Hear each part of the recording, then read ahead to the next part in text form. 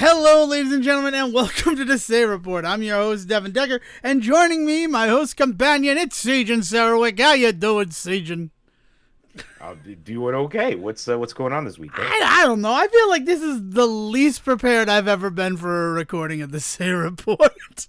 I gotta 2025 be coming completely in honest. I mean, it's the penultimate episode of Season 8 of the Say Report. That's pretty good. And I want to introduce something that's like a Season 9 thing now. I'm all over the place. Penultimate. I mean, this is the 9th season of the Say Report that's going to be starting later in January. And we're starting the 9th season of the Adam Sandler Cinematic Universe podcast. It's just like a lot of nines. And I'm like, no. The Germans are like, I get that one. I don't know what's going on. Happy 2025. Sejohn's right. It's 2025. And you know what? We're going to start with the new I Shipped My Pants. The Shakin' That S Sabrina Carpenter Brown Sugar Shaken Espresso. Have you seen this, Sejohn? Have you heard about this? I don't know why I'm a comic in the 90s. I don't know. A late night host. Yeah, I don't know what you're even referring to, Devin. To be entirely honest, I don't even get the original reference. You don't get that? We watched the Shipped My Pants video together. Kmart thought they were recalling it. Oh, well, Kmart, when they had the whole you can ship stuff right to your home, and they're like, they're out of my pants, and they're like, you can get them shipped. I just shipped my pants. I shipped my pants. I'm shipping my pants every day. Right. Because shipped my pants sounds like shit my pants. Right. And now that's the joke. Yeah. But now Sabrina Carpenter, singer of the song Espresso, which I will admit I really only like because she goes, switch it up like Nintendo. And I like the Nintendo Switch 2, threatening to give us information on it any day now. Have you seen any of these? Through a Sabrina Carpenter song? Yeah, through a Sabrina Carpenter song. It's gonna have a AMD Risen chipset, baby. And that's... And then It's a good Sabrina Carpenter impression. I enjoy that. Thank you. I have not been working on it. That's right off the cuff. But no, Good so stuff. like... So Dunkin' Donuts, right? They love teaming up with pop stars and or Ben Affleck. So they've teamed up with Sabrina Carpenter to do the brown sugar Or Al shake. Pacino. Or Al Pacino, right? You mean Dunkachino? No one must ever see this. Nobody did, Al. Don't worry. But yeah. So that's the brown sugar shaken espresso.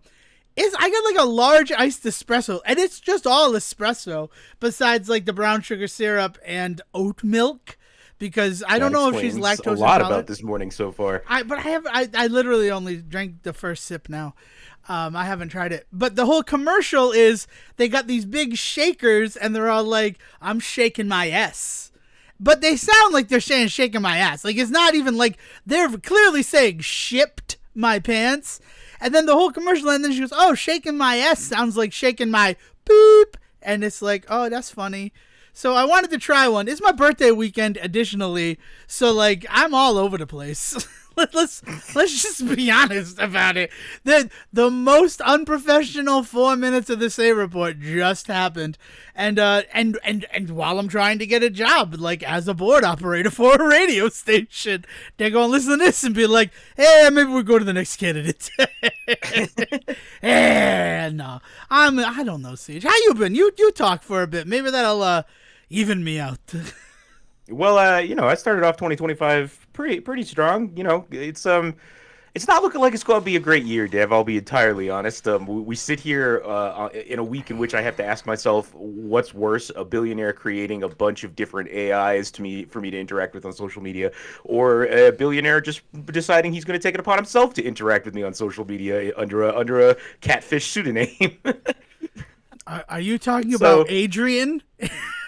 Yeah, yeah. Did him in? Between I honestly at this very moment could not tell you what I feel weirder or grosser about.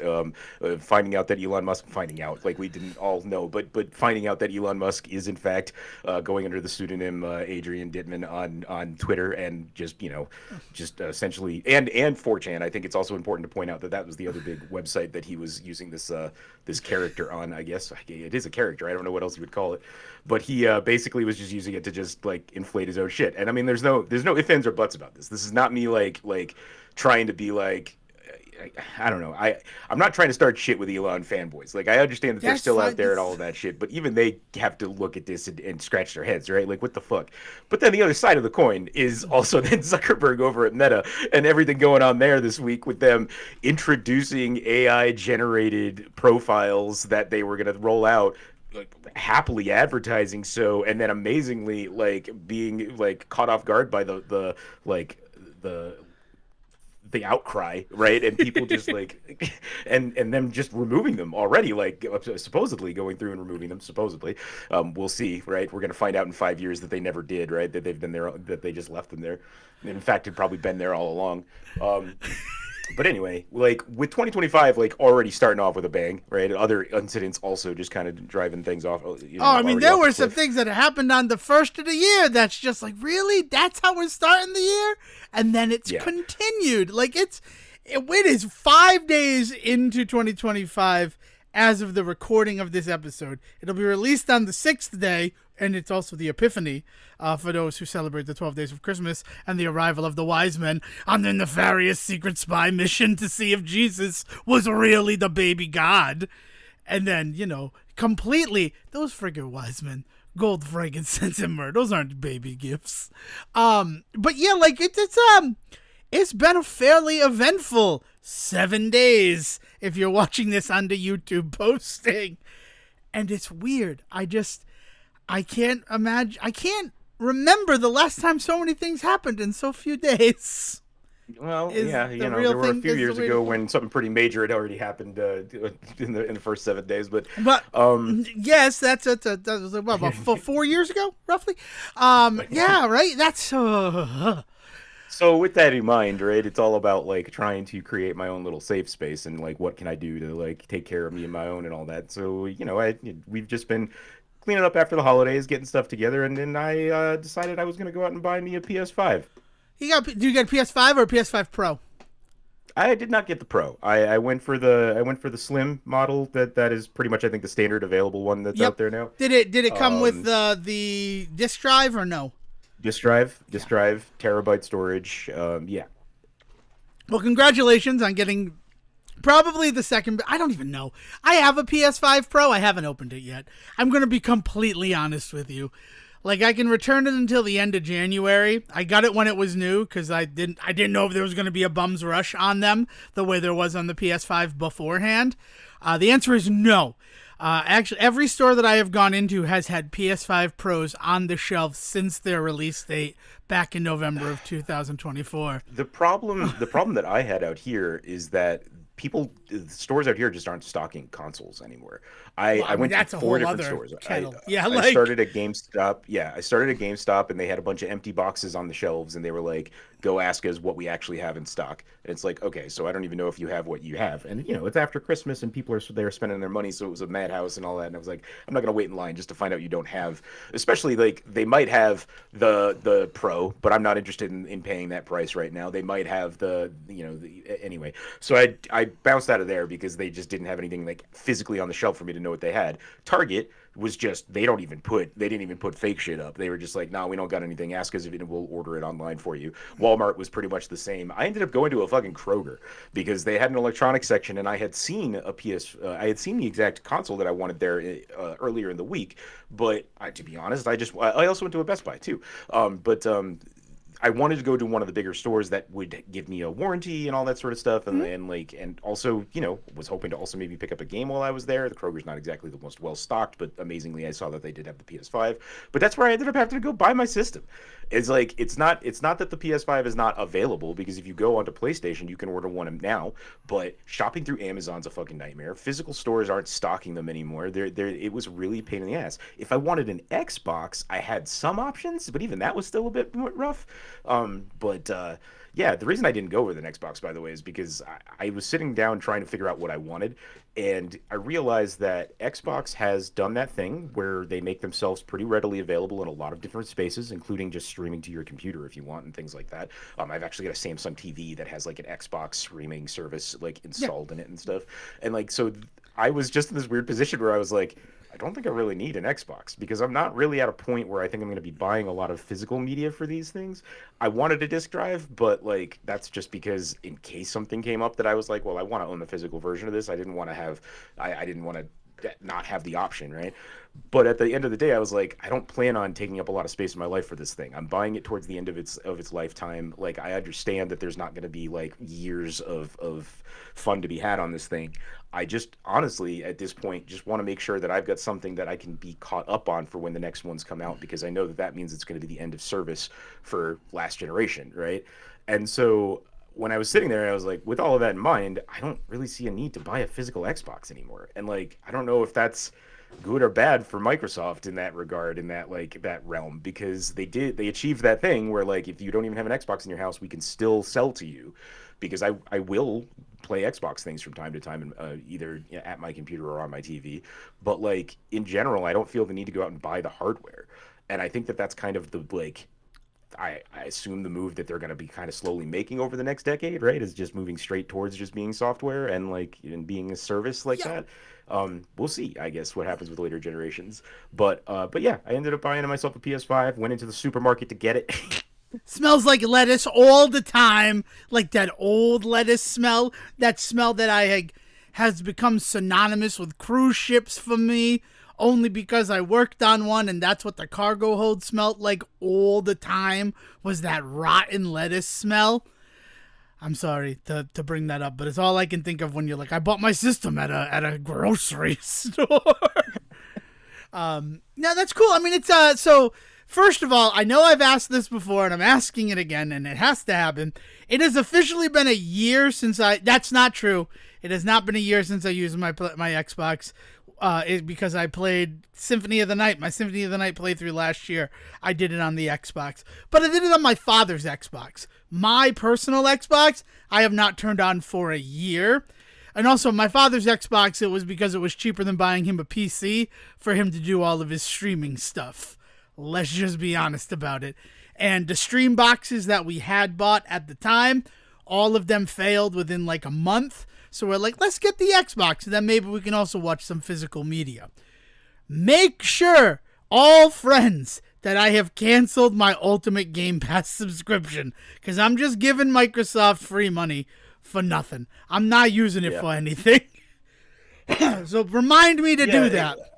And like, I need to dip me. into it from time to time to do the streaming stuff, but like I cancel it. I try to make sure that I just do it like a month at a time if I'm doing it. Yeah, right like now, it's. And they raised the price, and that kind of threw me off. And I'm like, no, I'm not using it. So I gotta cancel it. So please remind me, if you're here listening to this, you're in the Discord or you're an actual friend, send me a message reminding me to cancel my Xbox Game Pass Ultimate, because I'm not using it. Thank you.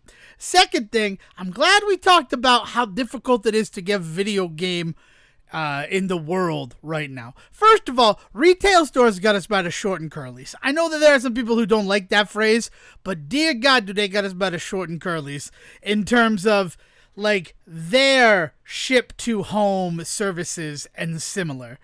I wanted milk. I wanted some whole milk to have with my birthday cake. So I ordered whole milk on Friday. I was busy with other things, so I'm like, I'll just have it delivered to the house. We have a Walmart Plus subscription, which, like, that is the craziest subscription. We would need to dedicate a whole episode to the Walmart Plus subscription. Because, like, that you get Burger King bonus stuff is fucking the craziest shit to me. And that's like just one thing. And then a lot of it doesn't even function with the way that how shitty Walmart's website is. Again, this is all too much. But with the Plus, you can get shit delivered to your house. And we ordered other things that we needed, right? But the big thing that we needed was the whole milk. And we didn't need it. I wanted it. So that when I'm eating my cake, I can have a nice thick glass of cow milk. And Cow juice. Cow juice, thank you. I didn't know what I wanted to say there. And it was supposed to come at 7 a.m. the next day, so don't need to worry about anything. And at 6:30, get the email. Due to unforeseen circumstances with items in your order, your delivery will now be delayed until January 6th. And, like, that's fun and fun. But the Walmart, you know how close the Walmart is to my house, Sejohn, specifically. Yeah. So, like, well, we're just going to go pick it up. Like, we were just trying to, so, like, we could just stay home and have a nice day at home. It was getting colder again. And just, like, that's just such an annoyance. Because you think, oh, it's all said and done. They say it's going to be delivered between 7 and 9. That's fine, right? I'm not going to need it till after that. But then, we can't deliver your stuff. Sorry. Well, and especially if you're trying to pitch this as, I mean, I know that you were in the nice position of not really needing your groceries that day, right. But for people who do, yeah. Right? Like, there are people that depend on that stuff because it's food coming into their house, like, and they may not be in a position due to, disabilities or otherwise that, like, to go out shopping. What a fucking awful service that is, that they're just like, yeah, sorry, we're not going to get your groceries to you today. What? Yeah. And honestly, one of the reasons why, like, I don't want to go into Walmart is because it is the winter, right? We do still have someone who's immune compromised in the home. So, like, if we don't have to go out for that stuff and we can get it delivered, and we pay for a program to get it delivered for free. Like, we're going to do that stuff. It's not just laziness, right? There is one of those things that you're talking about, right? My father cannot go into a store right now without, like, risking serious infection of the stuff that is out there. Sure, he's got his flu shot and all that things, but, like, he doesn't have an immune system because of the diseases that he has. So... Right. Like, that's what the reason why we do it, because we don't want one of us to go out to the store and then bring it into the home. So that, like, what you're talking about, yes, there's no one disabled. We can still go to the physical store, but, like, there is still a utility reason why we're trying to have stuff delivered rather than go into stores at what is, like, historically the busiest time to go into stores. So, I don't know. It's just, that was frustrating to start. And then, talking about the short and curlies, I did not get Brothership for Christmas. I did not get Brothership as a birthday present. So I'm like, well, let's try to find a copy of Brothership so that I can play Brothership. And it's sold out everywhere. I'm super mad that I, like, held out and was told, no, maybe wait for Christmas. Because there was a time where it was like $30 within, like, the 20 days that it had released. And I'm like, well, that's a good price. But no, I was told to wait for Christmas, which I'm not complaining about that. I had a great Christmas, really nice gifts from everybody. It's just that, like, I wish that when someone says, maybe wait till Christmas, they have already purchased the gift. Like, oh, no, we didn't know you wanted that. Oh, but you told me to wait. God damn it. But now I can't find it anywhere. So then I see that it's available at Target for in-store pickup. They have two in stock, order soon. So I order it. I figure I can go in. I only have to go as far as the customer service desk, which is, like, the first thing you see when you get to a Target. And then I pick it up and I'm done. And then it's a short time in there. I have the game. I place the order. And then 3 hours later, your item was not in stock. We had to cancel it. How do you want to deal with this? And it's like, what the heck? Both copies that you said that you had are just not there anymore. What are you doing? It's just like, it's hard to shop. And then you go to stores and you can't find stuff. And then part of the reason why you can't find stuff is that people are still buying shit to freaking flip it.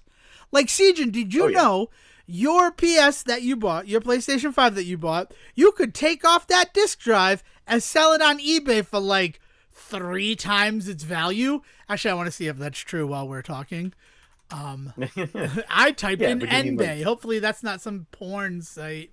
I wonder if they've got some like I wonder if they've got any conversion kits out there. Probably, aftermarket. I'm not assuming PlayStation puts them out, but like I wonder if there are any conversion kits to convert a one with a disk drive into a just without because I would want to get the case then like redone and all that.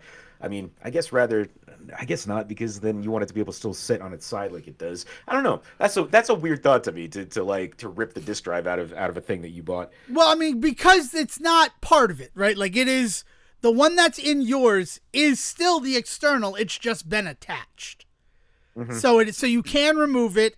Like say for like travel, like I'm going somewhere, I loaded a bunch of games on. I don't want to bring my disk drive. I'm not going to be traveling with games. It's a nice utility feature. But yeah, like right now they're $130 seems to be the trend to buy, and they're $70 on their own, which is also fucked up because like the difference between a PS5 without a disc drive and with a disc drive is only $50. I'm pretty sure. So like, yes. But if you buy this separately for that convenience, we're also going to charge you $20 more. I'm not looking forward to the Switch 2, Sejohn. As the guys who like always said when the Switch came out was like, if you need any peripherals, it is literally cheaper to buy another Switch. I'm not looking forward to that again with the Switch 2. Yeah. Because it's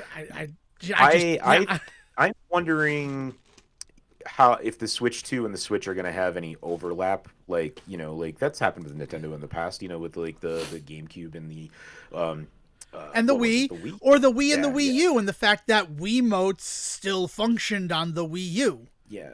Well, but specifically with like game software wise. Oh, software wise, like and like so if there's going to be some overlap for a while, I do think I'm gonna have to hold off, considering like all of the stuff that they learned about like the Joy-Cons and like that in the early runs of the Switch, right? Like when they eventually improve that stuff. I don't know if I'd wait like until like an OLED upgrade. Not saying like that one will get an OLED, but I think it's gonna start with an OLED immediately, right?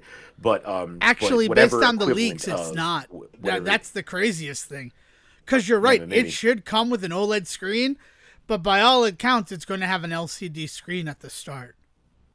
Like that, which is crazy to me. Yeah. Well, then wait for the OLED version, right? Like we learned with the last one, which I think is going to shoot like Nintendo shooting themselves in the foot. To be entirely honest, if they're not putting it out immediately with an OLED screen, they're going to have a large number of people that are totally interested in the Switch 2, but they're going to want to wait until that OLED's available, and then that's like an entire market of people that they're just not selling to at that moment. I know it is bananas to me. That all the accounts. This is why what Nintendo has to do is give us the fucking information on the Switch 2. That is a thing that needs to happen sooner rather than later. Because right now, there is enough believable information out there that people are saying, well, I'm gonna wait, right? If it's not gonna have an OLED screen, if it's not gonna have an LED screen, if it's gonna be liquid crystal display, why would I get this? And the answer is going to be what Nintendo's answer always is, the hardware. I was just watching a ROM hack of Super Mario Galaxy 2. I do not remember the name of the actual ROM hack, but somebody was playing it. Like I was just looking for something to watch on Twitch, and nobody I'd like follow was online, so I just like, oh, let's see what Mario thing is going. And watching someone play Super Mario Galaxy 2 really made me excited for a new Super Mario 3D game. And honestly, we're in the 40th year of Super Mario Brothers, right? He is 40 years old. And they did something for the 35th. It'd be weird if they didn't do something for the 40th anniversary, right? And while the one thing that I am holding out hope for is Super Mario 40, so Super Mario Brothers, but with 40 players, it is like it's time for another like Super Mario Odyssey level game. It has been almost 8 years, and they keep saying they're working on one. So yeah, I really enjoyed kind of the move that they had made with Bowser's Fury, and I had kind of wished that they had leaned more into that with a larger release. And but I don't know, because like the large attached world really worked for me, good, and like the ways. Yeah, and if they beefed them up a bit so that they all felt like levels, quote unquote, like that would be really cool. I don't know, but I don't know what that next move is 3D wise. Is it Odyssey 2? Is it you know, by I all want accounts, Mario Kart 9 is coming is out, they right? keep threatening us with that. Like that is what it looks like as the premier lineup for the Switch 2. And again, this is all based on rumors because Nintendo won't freaking book the airtime to tell us book the airtime. It's literally shoot a video and put it on your website, right? Like, and it's at the point where you need to combat the misinformation that is just leaking everywhere. Like people who have been given the specs so they can build cases for them are saying this is what the Switch 2 is going to be. And it's like, you need to stop that. You need to get ahead of this. And they're already so far behind, I don't know if they can. But yeah, what we've heard is Mario Kart 9 launch title, new 3D Mario launch title or within the first 3 months, Metroid Prime 4, it looks like is going to be the big one that is getting a quote-unquote Switch release and a Switch 2 release. Like the way okay. that Zelda has in the past, with Twilight Princess and with Breath of the Wild, from GameCube to Wii and Wii U to Switch respectively. So it seems like that's 3 Nintendo first party games that like we're all kind of convinced are going to happen. Then you have Pokemon ZA. Be the thing that makes you buy the right. So the it's going to be software. Drive the Nintendo product, right? Yeah, and that's how it always is, right? Because it's not the Nintendo stuff, even though, and again, this is based on specs that have leaked that we don't know if they're true or not because Nintendo will not confirm nor deny them. It's going to be as powerful as like an Xbox Series S. That's what they're saying the Switch 2 is the closest analog to. So, like, that can play pretty much most games that are around right now. So, if you are looking for, like, a better play experience, there are other options out there that are probably going to be cheaper because they're older, but they can play the same thing. You're not going to have the portability of it, but then there are so many things in the portable market space now. Like, Nintendo doing what they did with the Switch, on the one level, I'm very happy about it, right? The fact that instead of having a portable line and a home console line, they combined the two, they intersected and moved forward from there. On the one hand, I like that. On the other hand, because Big Daddy Nintendo was not dick swinging in the portable market the way they have literally for our entire lives, it really opened up the portable market to anyone and everyone having a portable option. Yeah. Yeah, I mean, the Steam Deck coming out really kind of opened the floodgates for a lot of people, right? And now PlayStation's got a little handheld thing, right? They have the PlayStation Portal, which is not the same because you need a PlayStation to use it. Though they're saying that they're going to get rid of that and you'll just be able to stream it from the cloud. Yeah, I think I think later in its lifetime, I think it'd be ridiculous to not eventually free it from whatever and make it, Yeah. I mean, if I have an Xbox account and I go out and buy myself just a like an Android tablet of some kind and get some like gamer like attachments for it, I could put together a portable Xbox machine pretty quickly on my own. Not only that, you could buy like the Asus gaming handheld. That's a Windows gaming handheld. Yeah. Lenovo has one. All of these companies have like the MSI Claw, which is like that. It's like a Switch where you can take off the sides and use them as keyboard mouse controllers if you plug it into a monitor. So like all the portables that have come out in the wake of the Switch, Nintendo do you remember like when Nintendo was like, if you carry the Neo Geo Pocket, we're not going to sell Nintendo portable stuff at your store? Were you around for those days? Oh, yeah. No, they were ruthless. They were legitimately ruthless. Yeah, like absolutely insane. And I'm happy that Ames was like, well, we're going to carry the Neo Geo, though, because then people will come to us for the Neo Geo. And I did, but now Ames is not a store anymore. So, like, they should have played ball with Nintendo. I mean, Nintendo was fucking ruthless anyway. The whole, like, make the games harder so they can't be beaten in a rental period. Well, and then, from a business perspective, the way that they go after, like, emulators and things like that and take down notices left and right on streaming services. Yeah, no, they're fucking ruthless. They always are. It's just that they also people seem to forget that sometimes in the big grand scheme of things, how much they are the do not fuck with me group. Yeah, it's kind of gross. I'm not gonna lie, but yeah. So I don't know. But like the reason why you're gonna buy a Nintendo console is for the Nintendo stuff. It's gonna be a cold fucking day in hell when we see a Mario game on the Sony PlayStation. Right? Like they're not ever gonna go multi-console. I think that they have enough power to not go the way of Sega, right? I would have said the same thing about Sonic. I would never expect to see a Sonic game on a Nintendo platform. I mean, isn't the Switch, didn't it pass the PS2 as the most sellingest console of all time? That's the same shit as fucking Titanic, though. Because they did pass it, and then PS2 was like, oh, but we found, like, a room of receipts that we didn't know about, and it's still the best-selling console. And then it just passed it again. Like, that whole thing is so... No, Titanic's still the most, making the most money out there. We re-released it. And all that. So I'm not really paying any attention to that. But yes, it is. To the point, yes. The Switch is not, Nintendo isn't doing too bad for themselves right now. They are in a position to take a risk if they want to. And that's the other crazy thing, is that everybody mad at the fact that it's just called the Nintendo Switch 2. Like, oh, I was expecting something better. Like, what they were terrible with naming things, right? The new 3DS XL. The Wii U, like they're not good at naming consoles. Well, and I would say that while it's called the Switch 2, and so I expect it to have a lot of similarities to the Switch, the Wii U had Wii in its title, and there were a lot of people that had very different opinions about the Wii U than they did about the Wii.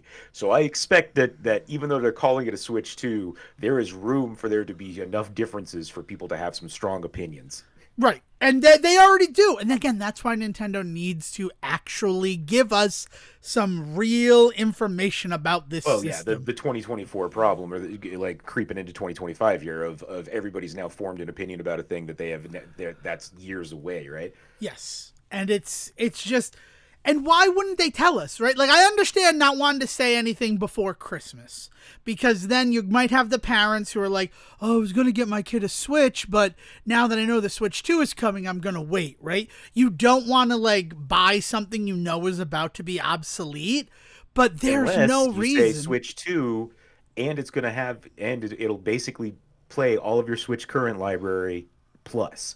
Because if they say that, then it becomes, oh, well, if I buy a Switch now because they're cheaper every day, then I start building up that library and that time by the time I buy the Switch 2. Like I think that the only like salve to, because you're not wrong, right? Like the smarter play is to just not say anything. But if you feel like you're in a position where you should say something or want to say something, then at least then you can say, and it's going to have this backwards compatibility up the fucking wazoo, right? And that kind of thing would definitely still help sell stuff this Christmas season. But I mean, I expect that we'll hear something of them by the end of the fiscal year. So what is that, like March to May? No, they're saying that it might come out in March. Here's the thing. Here's the Devon Decker observation and prediction. We're hearing something about the Switch 2 before the end of January 2025. And if that's the fact, right? If what I just said is what tends to is what happens to happen, then they're foolish to at least not get ahead of it and say an announcement regarding the Switch 2 will happen on January 12th. An announcement for an announcement? Yeah. Yeah, like they should have announced the announcement. Then all the fucking misinformation that's out there, and I'm just going to call it misinformation, even if 90% of it is true, we don't know that it's true until somebody with like authority comes in and confirms that for us, right? Anything you're hearing about the Switch 2, even anything that I fucking said about the Switch 2 or Sejohn has said about the Switch 2 during this episode is still technically misinformation because we don't know yet. Nobody with the like official stamp has come by to confirm that for us. But if Nintendo came along and said, January 12th, we're going to give a big announcement regarding the future of the company, including the follow-up hardware to the Nintendo Switch, then there would not be a market for all this rumor mongering Yeah, that's going on. the last kind of thought that I kind of have on it in this like misinformation stuff is just that like the other thing to keep in mind is that not everybody that's buying the Nintendo products is the savviest gamer out there, right? A lot of the times we talk about like the grandma problem, going in and asking for something for the Wii U and getting a game that was meant for the Wii because they don't know what, you know, Luckily, they're backwards compatible, but continue.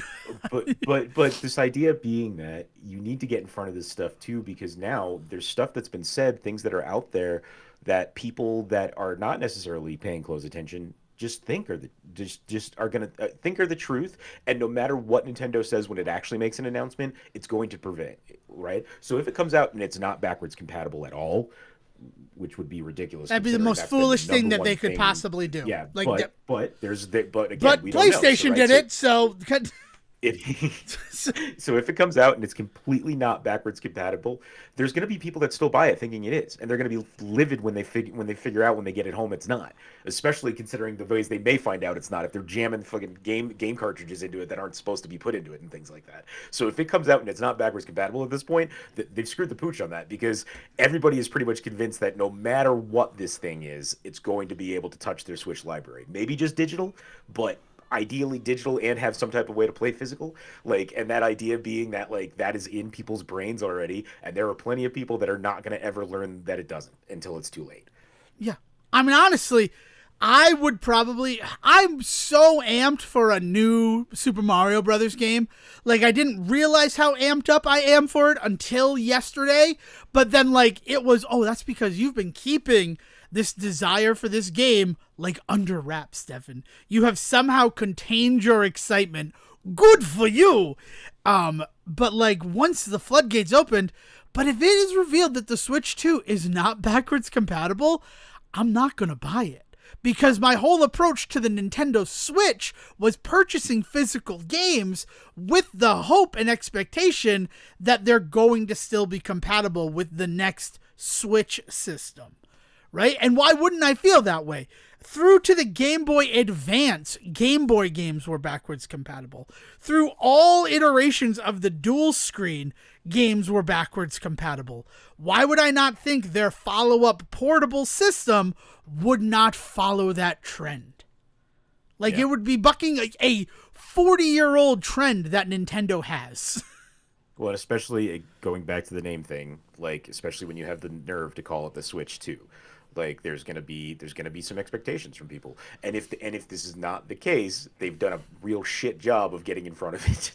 Yeah, that is, it's eponymous in the water right now with things to expect from the Nintendo Switch 2, along with magnetic Joy-Cons and the shortened dock, right? Like, those are things that like everybody is expecting from the Switch 2 because there have been photos of it. Everybody that's reporting on it says what we know about the Switch 2 so far is the fact that it's supposed to be backwards compatible, the Joy-Cons are magnetic now, and also the dock is not going to block the entire screen. And I'm like, oh, okay. So we're just all accepting that. So if they come out and they're like, you put your Switch in it and then you close it like a regular Nintendo, a Nintendo Entertainment System, like you enter it in like a disc and then you close it and you can't see any of your Switch once it's docked, or they're not magnetic Joy-Cons, or it's not backwards compatible, there going to be riots in the streets. There's not going to be actual riots in the streets, but it will be tantamount to that. Because they have just allowed those beliefs to become eponymous with the follow-up system. I don't know. It's just a... Yeah, I don't... Yep. But yeah, so Brothership, I'm not played it yet. And honestly, I'm not going to play it for a bit because I got to try to find a copy of it. I don't want to pay the full $60. And you know what? I got Dragon Quest 3. The 2D HD remake, whatever, 2.5D remake of that game. And I'm going to beat that first before I do Brothership. So I know that, like, we've been talking about Devin's going to do Brothership. Here is the docket for Devin Deca and video games. I would like to beat Dragon Quest 3 ideally this week. And I know that's a big swing for the fences because it's an RPG. But it's an RPG that was originally released on the NES. And most NES RPGs can be beaten in like a single sit down once you know what you're doing. So I think that if I give it like 2 hours every night, I can probably get through it before the next time I'm sitting in this chair recording an episode of the Say Report. Fingers crossed. Also depends on how social I am, which honestly, with the cold weather, I just kind of want to get home and then be warm and toasty at home playing video games. And then if I can do that, Brothership will be next week's game. Honestly, I don't think I can finish it in a week, but let's be honest. But I gotta play through all the Donkey Kong games before Donkey Kong Country Returns HD comes out on the Nintendo Switch. Because I've never finished it, and I really feel weird playing Tropical Freeze without completing that game. Yeah, I want to play Tropical Freeze too, but I'm also wondering if I should wait until Returns comes out. Well, so Donkey Kong Country Returns is... God, do you remember what the world used to be like, Sejohn? I'm talking primarily when we were in college, so say 20 years ago, where you could walk into a Walmart at any hour of the day and like still get service for everything that you're expected at a store. Like, okay, let's not get a little like the good old days on this one, because I'm not trying. There's also bad shit. Oh, yes, there's some bad shit. No, I understand that, right? But I remember it was when that game came out. It was when me and J-Bro would go to Walmart, because he was like the only college friend who lived in the same town as me. So we'd go to Walmart at midnight and we'd be looking for new Transformers and things like that, because like that's when they would start stocking the shelves, was at midnight. And we go there at midnight looking for new Transformer toys, and then we don't find them, but there's a new Donkey Kong game. So we buy Donkey Kong Country Returns for the Nintendo Wii. We play it all night. We get to like the 4th world, and then like we stop playing and we never go back to it. And then Devin Decker, because he's an idiot, and I'm Devin Decker and I'm calling myself an idiot, 2 years later trades in Donkey Kong Country Returns for his Nintendo Wii in order to buy Dead Island on the PS3.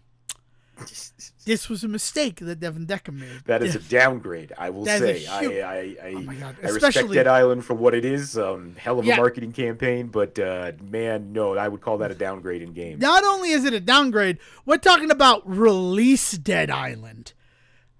Dead Island on release was a broken fucking game. Oh yeah, it was a mess. After having this phenomenal marketing push that had everybody like losing their fucking minds about that game. When it came out, it was a disappointment on a couple of different levels, not least of which was the fact that, as Devin has stated, it was a fucking mess. Yeah, it was. Oh, the memories. But he's also right about the marketing campaign, because I'm like, I need this game so bad, I'm trading in my Donkey Kong game to get it. And then it came out. That also turned out to be a fucking load of crap too. That's the other problem that game had, was that marketing campaign was better than the game, and also a very different direction than the game actually goes in. Yeah.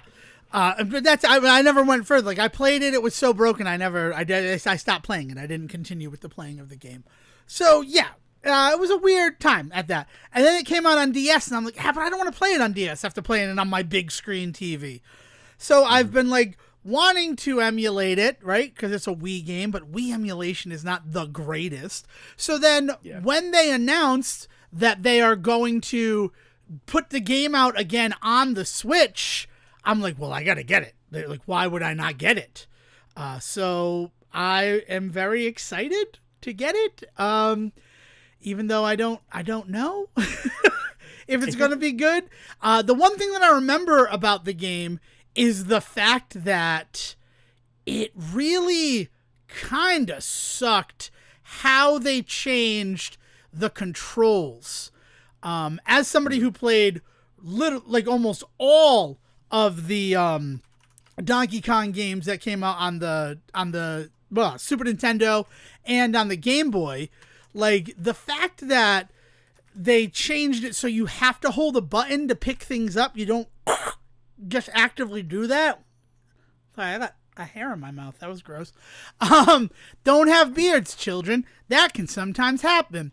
Like, they changed how you interact with the world on a level that is kind of like it's hard to wrap your head around if you're somebody who's don't been playing the game for as long as you have. I don't remember having that big of an issue with controls at the time, but that was also a time in my life where I was not that critical of things that I was doing. I wasn't. I'm trying to remember what they did. Because I also only played it back. I mean, it was when it was on the Wii, and I think Zach and I like rented it a bunch of times to play it, but or some nonsense. But oh no, I would be coming home from. That's why I didn't live at home at that point. Yeah, Zach had it on his Wii at home, and so I would play it when I would go home from college. But then I'd go back and I wouldn't have access to it. So like I didn't have a huge experience with it either, which is the reason I'm super excited about playing it on the Switch as well. Do you think that they're gonna? Is it? It's gonna definitely be part of the voucher program. That one is. Do you think they'll put Tropical Freeze into the damn voucher program? That's part of the reason I haven't. That's the other reason I haven't bought it yet and played Tropical Freeze. Is that the few times I've been interested in it, I've thought if this was part of that voucher program, I would buy this in a second. I would use the voucher, get this, and then I would have $50 towards another game. You know? Yeah, I don't think so. I mean, you can get Tropical Freeze for like $30. Like it is one of those games that is very, very affordable. So I don't. Is it $30 on the eShop? Not on the eShop, but you could get a physical copy of it for that much right now. Like it is one of the more affordable games that is out there. So I mean I don't know where you're at with that, but it is. I'm also sorry, I was a little distracted. I had to order a RetroTink 2X today at 12. And it just turned into 12. So I am now giving you 100% of my attention. I have secured the RetroTink 2 because I got a new capture card for the Vampire Survivor stream last year. So it doesn't have input for like component stuff. And I realized, I'd like to have a small one to do that. Because I also have the like crazy RetroTink 4X. But like, that's a big boy. Sorry. Yeah, no. So let me talk about the control change to Donkey Kong Country Returns. Well, no, there's a bunch of stuff I want to do here. First, let's go to BestBuy.com while we're here and look up Tropical Freeze, and I can tell you how much a physical copy is. Because I'm pretty sure it's affordable. Donkey Kong Country Tropical Freeze for Nintendo Switch. This is good radio. What are you doing? Yeah, $53.99 right now, but it goes on sale like all the time. Like it is one of the games that goes on sale a lot. But I don't think it'll go on the voucher program because it's not a new game. The voucher program is specifically to get people playing new games. Yeah, I know. I was, but like, I was wondering if when they were putting returns out, with the idea then that they would maybe be like, grab the voucher and buy both. Something to that effect. I mean, if they did a bundle of both of them for like $90, that'd be smart too. It'd be digital though.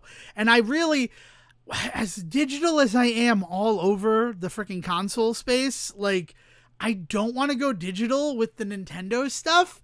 Mostly because I don't trust Nintendo, right? Like that's a big thing that I've said a bunch of times this episode, but it's just a fact. We've talked about how ruthless the business people they are, and the idea that they would kill the Nintendo, kill the marketplace, and you wouldn't be able to have access to your shit is definitely. I mean, that's happened with stuff, right? Didn't that happen with the DS and shit? Yes, it has happened plenty of times. So now here is the controls. It is press and hold to grab barrels, vines, and cling patches. So as before in the Donkey Kong games, before Donkey Kong Country Returns, if you jump at a rope, just hitting the up button will make Donkey Kong grab the rope, or other sections of the game, just like jumping at the rope and he'll just grab the rope. You don't need to hit a specific button for Donkey Kong to grab. That was the biggest change that Donkey Kong Country Returns brought to the Donkey Kong Country ecosystem. Is like there's a specific button you have to hit for Donkey Kong to grab. And that feels very different if you're somebody who has spent as much time as I have on the other Donkey Kong Country games. Yeah. I'll admit that it's a me thing. It's totally a me thing, but yeah. No, I mean, it is a pretty decent change. I mean, it's just one of those things that, again, I haven't played it in 15 years, so, like, I just couldn't even tell you what it Right, is. exactly. I could barely remember. I get it, like, confused with Tropical Freeze a lot in terms of story and villains and shit like that. There are baddies in both that I confuse with the other. They're not Kremlings, so it is the masks are the bad guys in Returns, And then the Freeze group, they have a good name. The Ice Pirates have a really good name in Donkey Kong Country Tropical Freeze. I'm going to look that up because I'm here looking at it and I want to look it up. We've already broken the seal once on Googling information. Using the internet is just, it's the Snowmads. Like, that's freaking clever. And Donkey Kong Country Returns, the villains are... what are their freaking names? They got good names. The Tiki Tak Tribe. Because the evil tiki masks. Nothing wrong with it. Nothing wrong with that. No, it's a good time. It's a good time. They're fun games. I like the Donkey Kong Country games. So those are my big plans. I dipped back into Vampire Survivors over this like Christmas break that I've sort of had, because I just wanted like that Christmas sweater, to use the Sejohn Sarowick terminology. I just wanted to feel safe and warm and play a game that I enjoy, that I know that I enjoy. Nice. I also went to the arcade for my birthday, and I got to play Castlevania Marbles of Souls, or whatever that... I think it's Marble of Souls, right? Love that marble game. And I won 4,000 tickets in just one setting. Like, I had a good time. What'd they get you, some silly putty?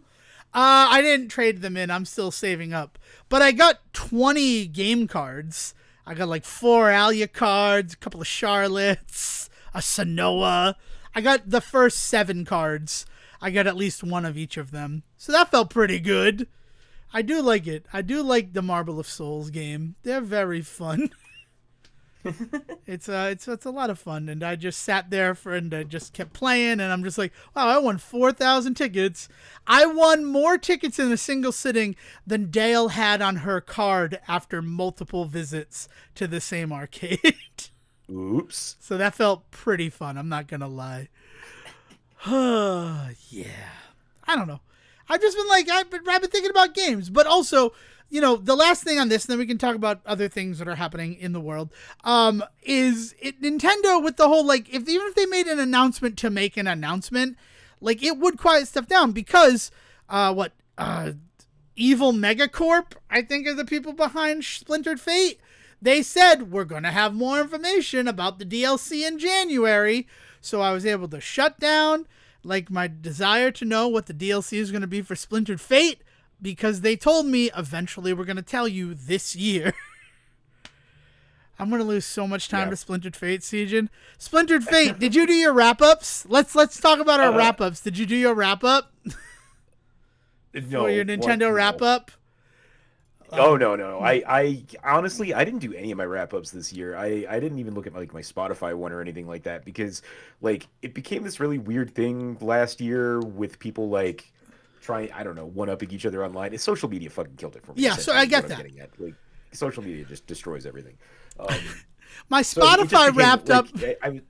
I saw that they had started to come out. I started to get like the banners on my stupid phone, and I was like, you know what? I think this year, I'm just gonna take a breather, because I know that if I look at my Spotify wrap up, I'm just gonna be sad, because this year I think it was just all like sleepy music. In June, I discovered the song "Stone in Love" by Journey. And every time I listened to music from like a playlist, I would kick it off with Stone in Love by Journey. So I'm like, I know that my number one song is going to be Stone in Love by Journey. So like, it's the other songs that matter to me. And then, I mean, just to talk about it, because I did it, it was friggin' 1 Week by the Bare Naked Ladies, Old Apartment by the Bare Naked Ladies, and then 2 other songs that I cannot remember what they are right now. But they were not by the Bare Naked Ladies, I will tell you that much. But they were, it was just one of those, like, I knew it was going to be Stone in Love, and then I got a message from the Bare Naked Ladies. Thanks for being one of our biggest fans, Devin. And I'm just like, one day it's not going to be the Bare Naked Ladies, but it's not ever going to be the Bare Naked Ladies. Sejohn, is it? I like them too much. You're a simple man. I'm not a simple. That's mean. I like what I like, though. I'll say that. But also, friggin' my Nintendo Switch Wrapped, the game I spent the most time on, was friggin' Teenage Mutant Ninja Turtles Splinter Fate. Number 2 game was Echoes of Wisdom. Echoes of Wisdom was 31 hours. Splintered Fate was 33. Nice. Yeah, and then the game on the PlayStation that I spent the most time on, I couldn't even tell you what it was. It's like, you played a lot of this game, and I'm like, I played a lot of that game? Really? And you would have think it would be Vampire Survivors. I did an 18-hour straight playthrough of Vampire Survivors when it came out on PS5. But that was not my game that I played the most. Yeah, I don't know if I have that somewhere. But yeah, so I don't know. Video games. That's fun. Yeah, man. I don't know. Like so I bought the PS5. I've been dipping into some various things It was on Contra it. Operation Galuga. And that makes sense. I played What? shit. Contra Operation Galuga, the new Contra game that Way Forward released this year. That, I mean, I've beaten that with a bunch of different people. I really did enjoy that game. But I wasn't expecting it to be my top game on PlayStation. But I guess, no, like I said, we were going to move away from it. You bought the PS5, and also one of our listeners, hi Hab Guy, Happy New Year, do it for Hab Guy.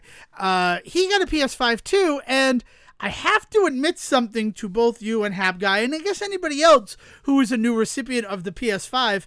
All of these people in my life getting PS5s has made me realize how little I have on my PS5.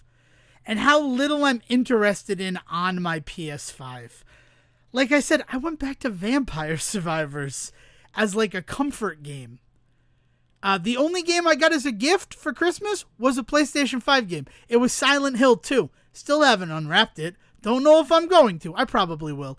But like, I don't want to play a horror game now. Not in the winter. Oh man, yeah. You got too many rules. You got to enjoy life. I know. I just enjoy stuff. Yeah, but sorry. yeah, I don't know. I mean, like I have a ton of stuff that I've been looking forward to on whatever next generation console I get. Because that's the other thing is like there isn't necessarily. I guess Astrobot is like the big like if I were to point to one PlayStation exclusive that if now that I've got a PlayStation I think I need to get my hands on, right? Astrobot would definitely be it. Well, but, game like, of the beyond year, that, it was, like, Baldur's Sejohn, Gate 3 is obviously. the big... Which one? What's up? Oh, well, it was Game of the Year. That was the joke I made about the Astrobot Right. being the game you should get your hands on. But no, but you know, like one of the first things I bought was Baldur's Gate 3. I guess also Ghost of Tsushima is a PlayStation exclusive as well, right? No, it's on Steam now. But again, Okay, like, but yeah. So I mean, I could have played that without buying the PlayStation, but because I have the PlayStation, that was I'm also going to one of buy the it on first things PlayStation. Exactly. But yeah, it's not necessarily. There's not necessarily like exclusive to the PlayStation things I wanted. It's why I was having such a hard time kind of deciding between an Xbox and a PlayStation until I kind of realized how much the Xbox is available everywhere right now, and PlayStation's a lot more limited in that way. I just I don't know. I'm excited that I've got something new to play with for right now. I'm glad that I waited as long as I did. I don't feel like I really missed out on much. Like there was never a moment earlier where I had any like FOMO about not having a PlayStation. This was legitimately about getting to that phase. Like I was finally starting to feel that little bit of, oh man, I can't play Baldur's Gate 3, for instance. There's no system in my house can handle it. Nothing in my house can handle that.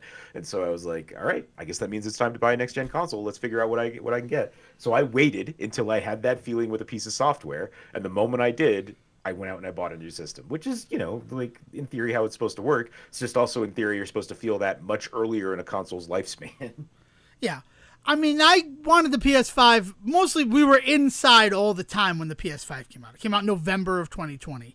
So, like, gaming was the big thing I was doing to pass the time. But, so it was like, if I can get my hands on one, then I'll be able to play all my stuff on it.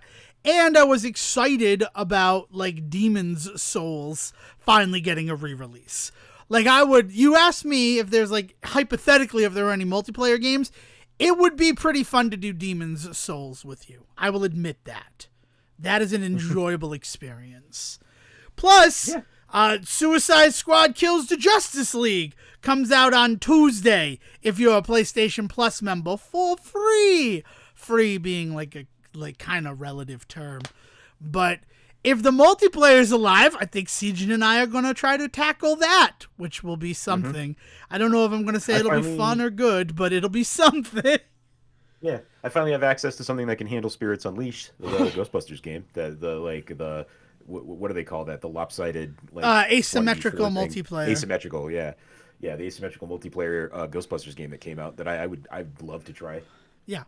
And that's a good time. I like that. It's got a good story, That's too. cross-platform, right? It is cross-platform, yeah.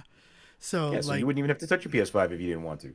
Well, I mean, I do, because that's what I have it on, and it plays better.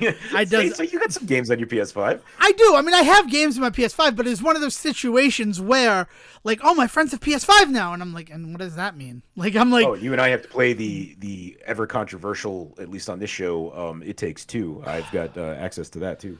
oh my gosh, yes, we'll. Here's the reason why I was ill prepared for this episode of the Say Report. He reveals an hour in. I just have not we put the show is off the cuff, right? We do it off the cuff, but there's production meetings and things that we want to make sure we accomplish and things like that. I'm so not in the mood to plan anything right now. Yeah. I'm who still the fuck is with the way that things are going right now in both this country and this life. Who is?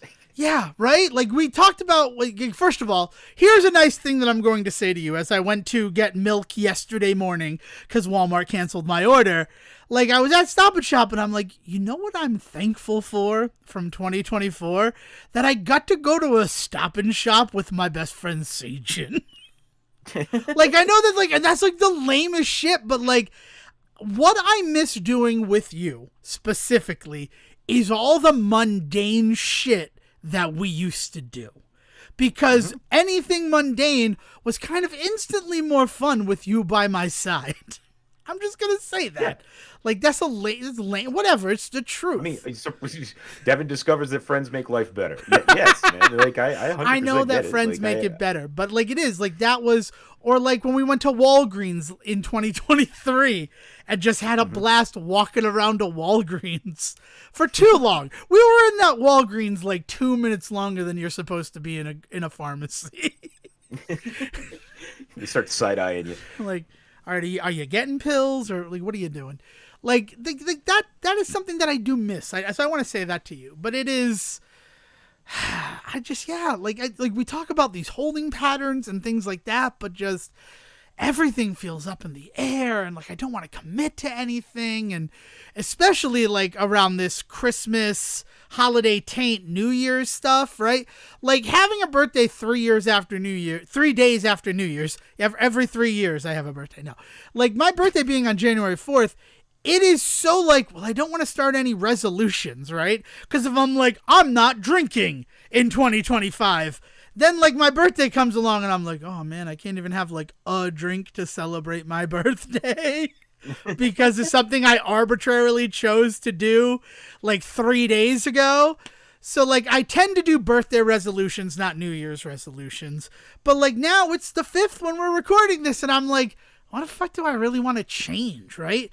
I have found some meager way to scrape happiness away from this world that more and more just feels like a flaming fucking hell pit.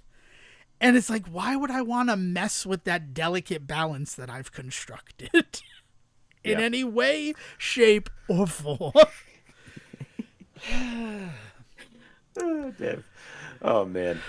Well, I am looking forward to getting into some shenanigans with my PlayStation. So. Well, and I'm looking forward to you getting into it again. I hope that more friends having the PS5, literally 5 years after it released. It's crazy. 4 years, right? So it came out November 2024, but 4 years later, and I'm just what have I done with my PS5? And it's not a lot. But part of that might have had to do with the fact that none of your friends fucking had one, right? Yeah, that's a good point. The biggest thing for me that gets me to play my consoles is when other people want to do something.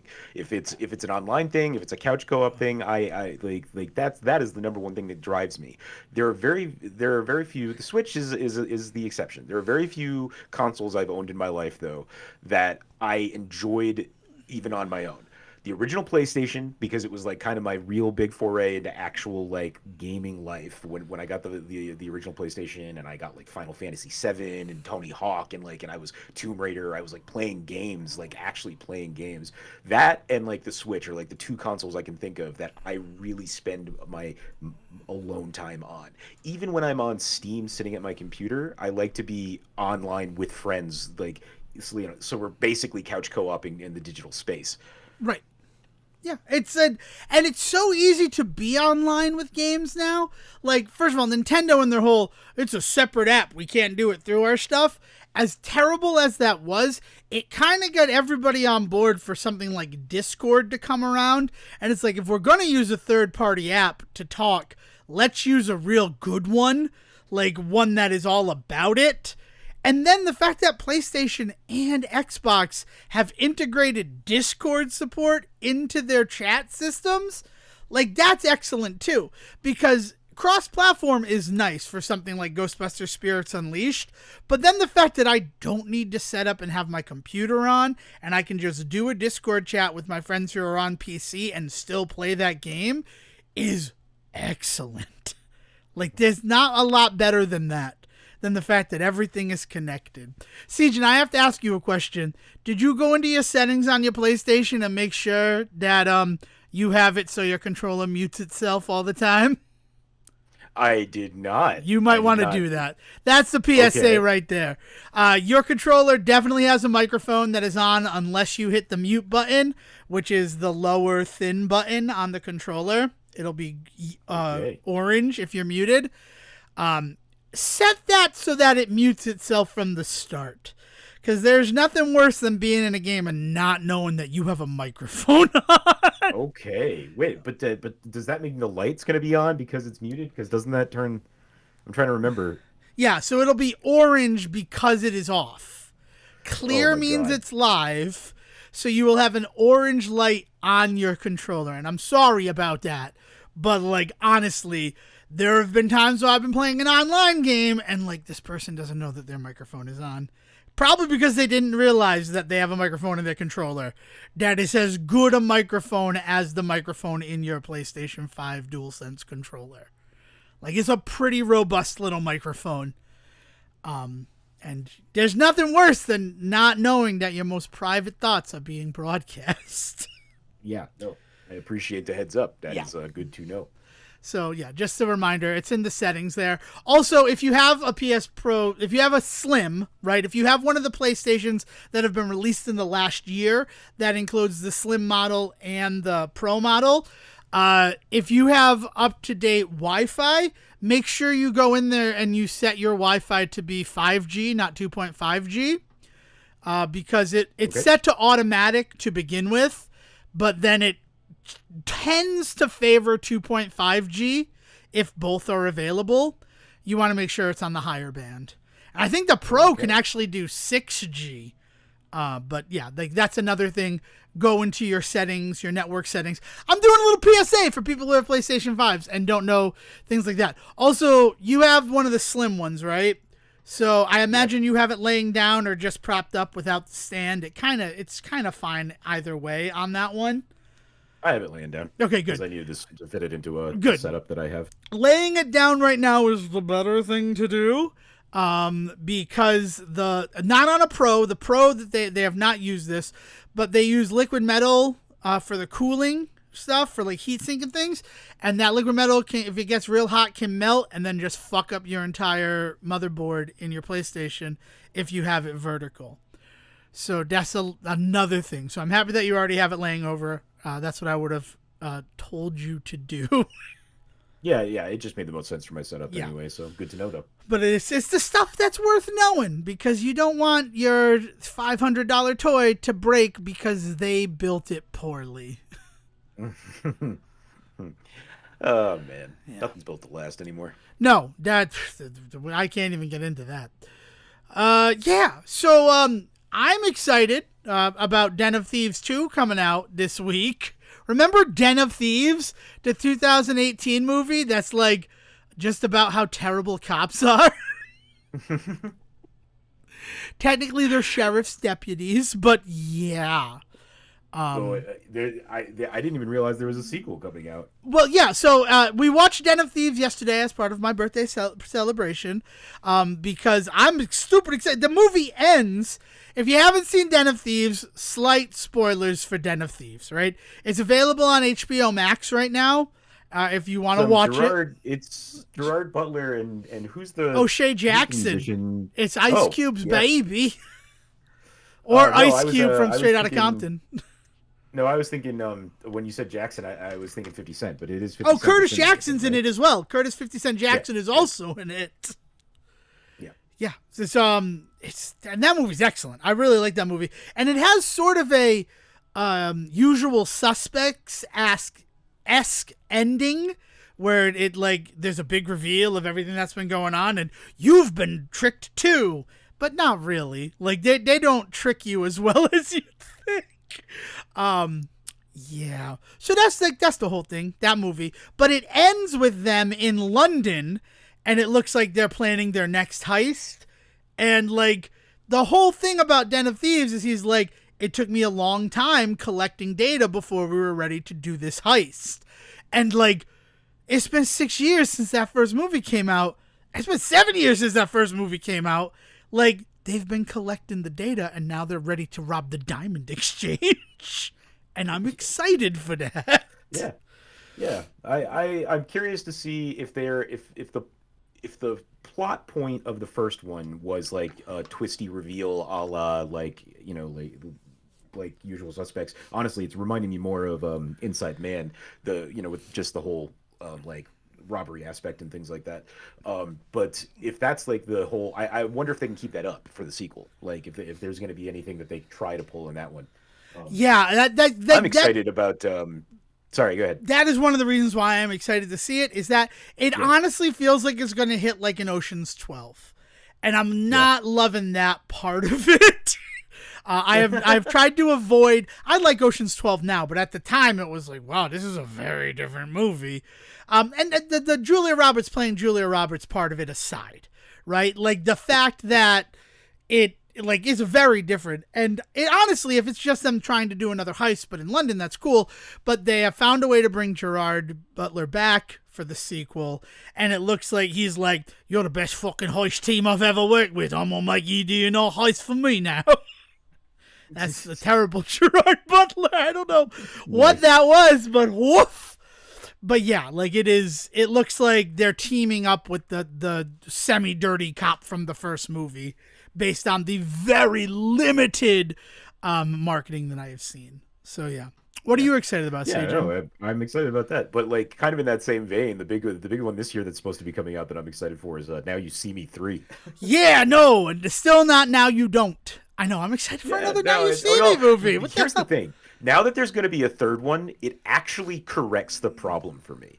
Now that there's 3 movies in a line, 1, 2, and 3 that are Now You See Me, Now You See Me 2, and Now You See Me 3, that means that's it. They're just the Now You See Me movies. It was when there's only 2 movies that you're just like, you missed the opportunity. And I honestly thought there was only ever going to be 2 movies. When I found out that there was a third one, not only in the works, but I think they actually finished filming already. Oh, it's done. Yeah, it's ready for prime time. Yeah, I'm so excited to see whatever the hell that movie is, because I actually rewatched 1 and 2 over the holiday season, starting in Thanksgiving. I had a friend that really wanted to watch the first one, and then of course we then had to watch the second one. So then for like the Christmas season, I got to watch Now You See Me Too, and that movie ends on a bit of a cliffhanger. Like it resolves the story. It does that really good move. It resolves the story of the movie itself, but it definitely leaves itself on this like thing that you're like, oh, that's definitely sequel material, and like.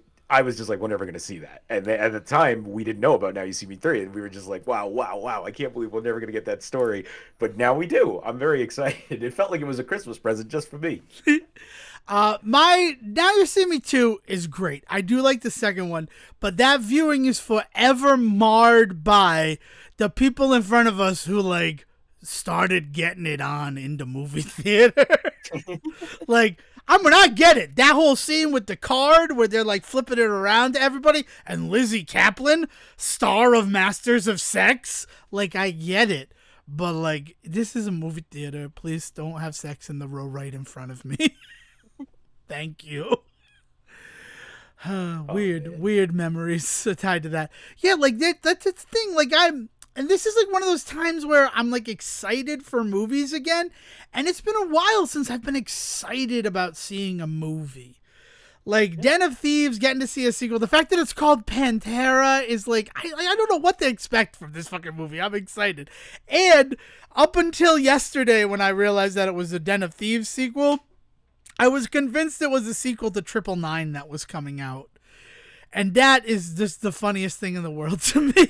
What? How did you think? What? I thought it was 999 2 that was coming out, not Den of Thieves, because they're very similar movies.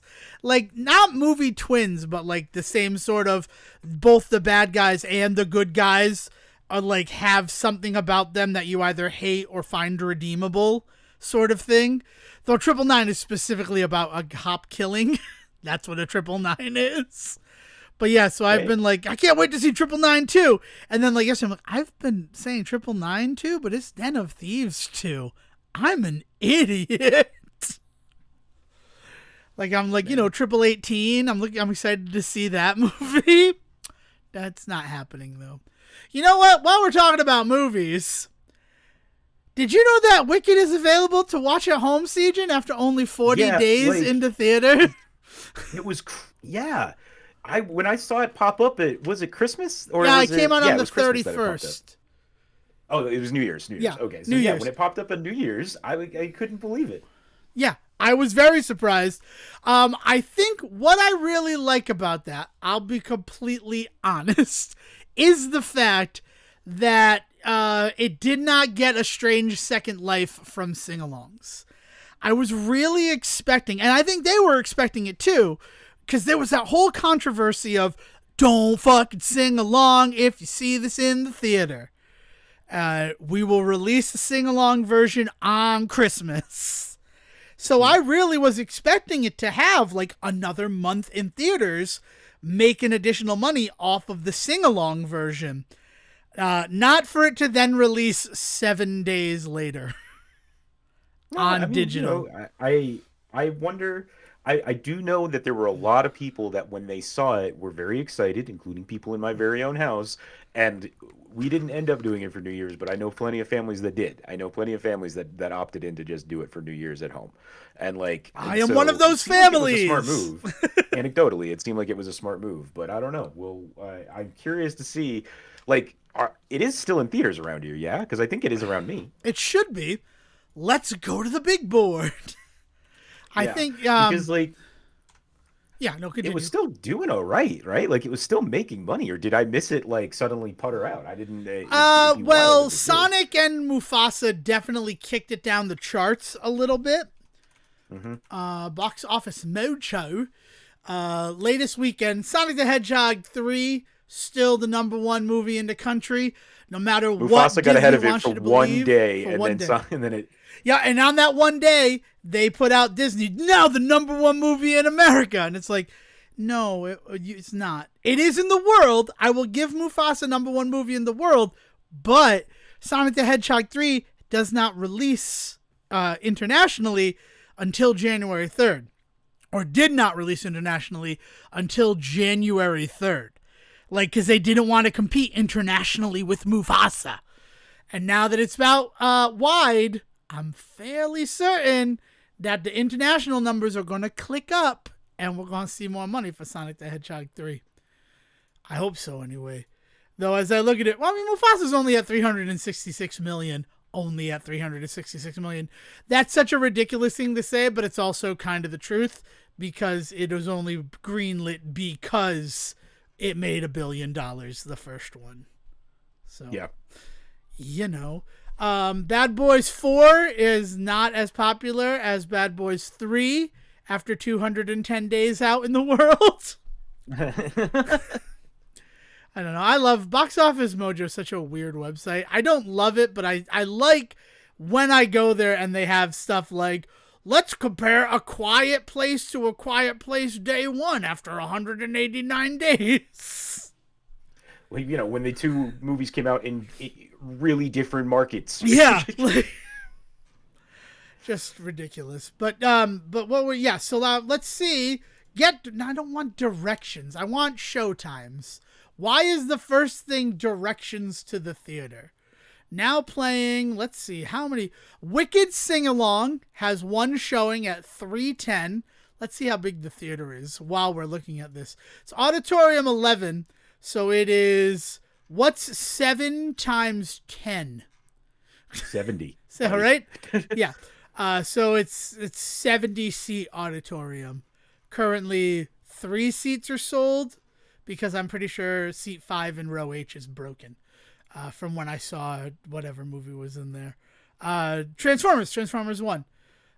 Let's see. Wicked regular has 5 showtimes each day. Let's see what auditorium that is in.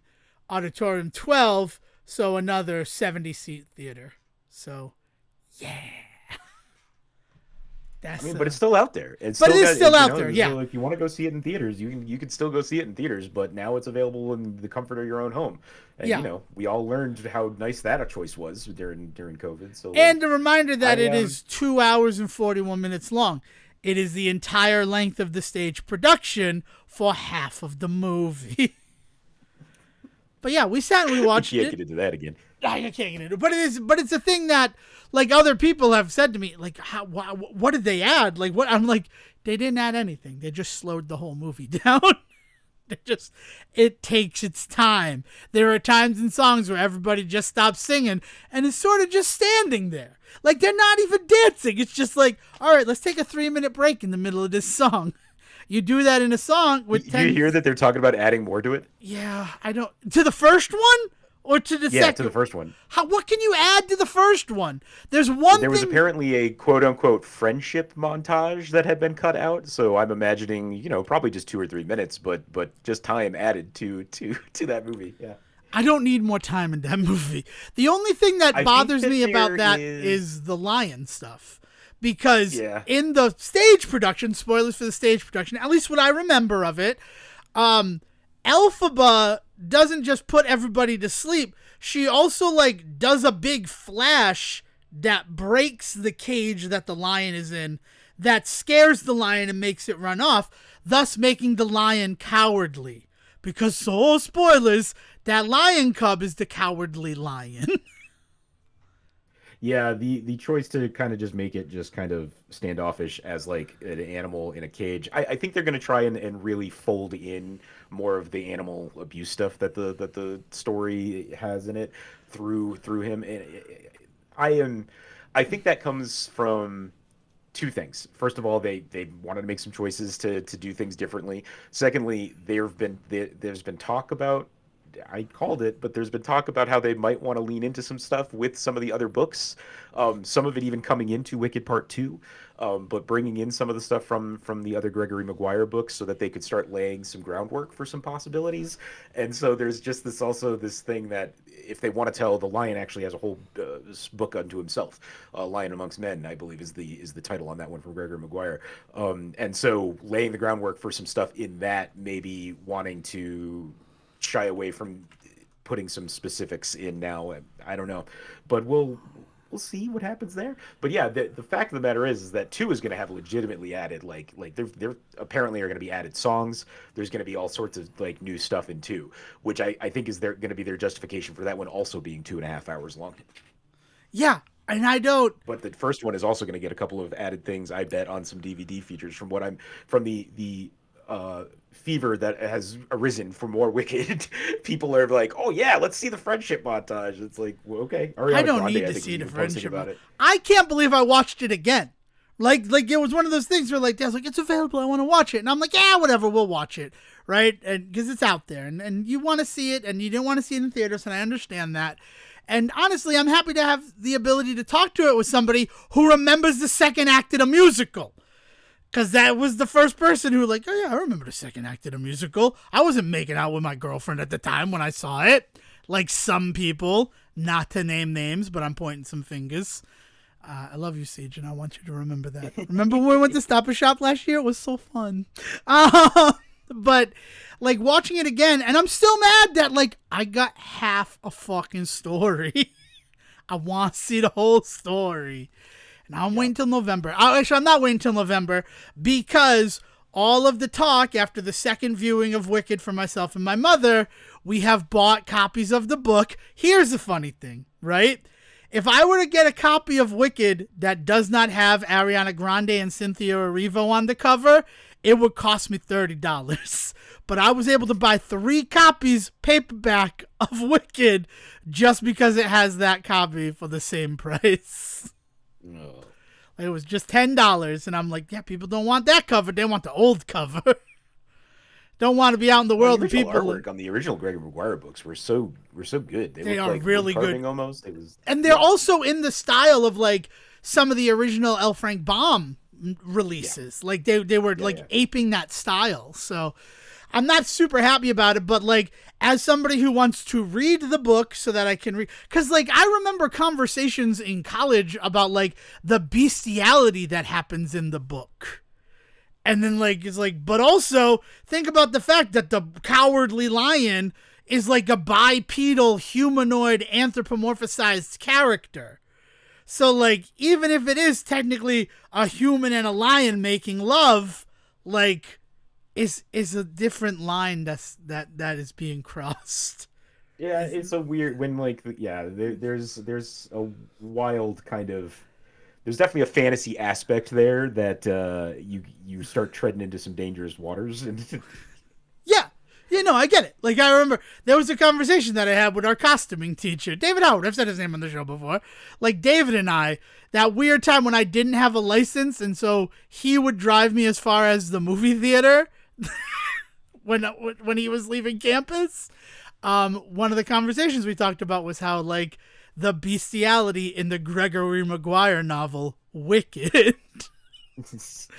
but you know, like there's some of that in even like Into the Woods, right? Like everything that goes on with the big bad wolf, and that's in that or show technically, because in the movie they really tone it down, but not too much because it's still fucking Johnny Depp creeping on somebody. But yeah, that gets like really wild too. Like, I mean, you straight up have a character that is historically on stage running around with his dick hanging out. Yeah. I mean, is that just Steven Schwartz being a big fan of like doing things that have no, that's different, right? Into the Woods is Sondheim. Did I get those confused? I don't know what's happening anymore. I know Schwartz is definitely yeah, no, you got it. Yeah, okay.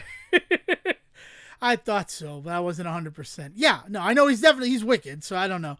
I'm excited. I don't know what to do. And Pippin. Love Pippin, right?